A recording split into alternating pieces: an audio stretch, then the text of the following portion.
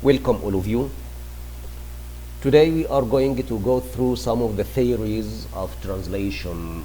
Our start will be with Etienne Dollier 1509-46. Dollier was tried and executed for heresy after mistranslating one of Plato's dialogues. He published a short outline of translation principles, including 5 main principles. 1. The translator must fully understand the sense and meaning of the original author. 2. The translator should have a perfect knowledge of both source language and target language. 3. The translator should avoid word-for-word renderings. 4. The translator should use forms of a speech in common use. And finally, 5. The translator should choose and order words appropriately to produce the correct tone. George Chapman, 1559-1634, who is the great translator of Homer, repeats his theory in the epistles to the reader of his translation of the Iliad. He maintains that the work of a skillful and worthy translator is to observe the sentences, figures, and forms of the speech proposed in his author. In his epistle, Chapman states that a translator must what? Number 1, avoid word-for-word renderings. 2, attempt to reach the spirit of the original. 3, avoid overloose translations by basing the translation on sound scholarly investigation of other versions and glosses.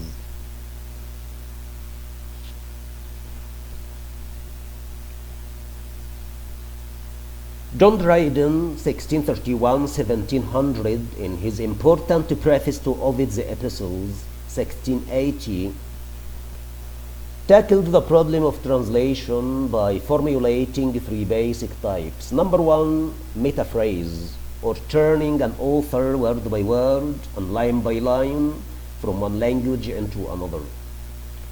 2, paraphrase, or translation with latitude. 3, imitation, where the translator can abandon the text of the original as he sees fit.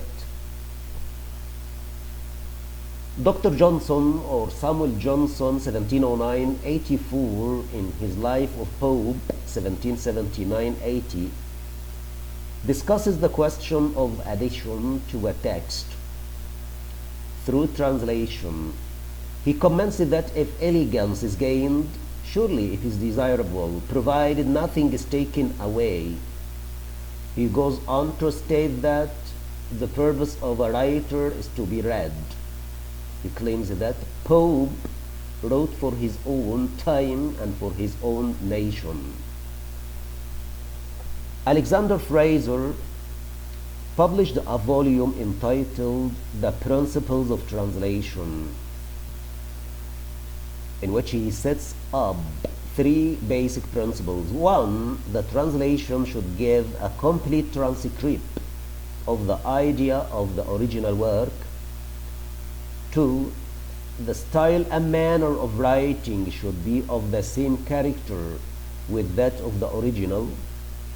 3, the translation should have all the ease of the original composition.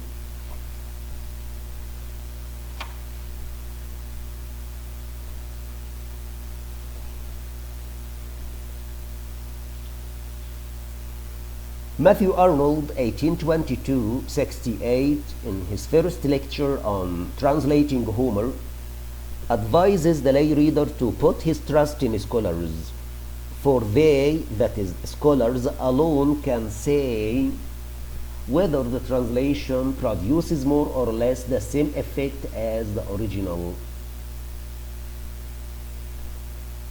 According to Arnold, translators must focus on the source language text primarily according to what he said.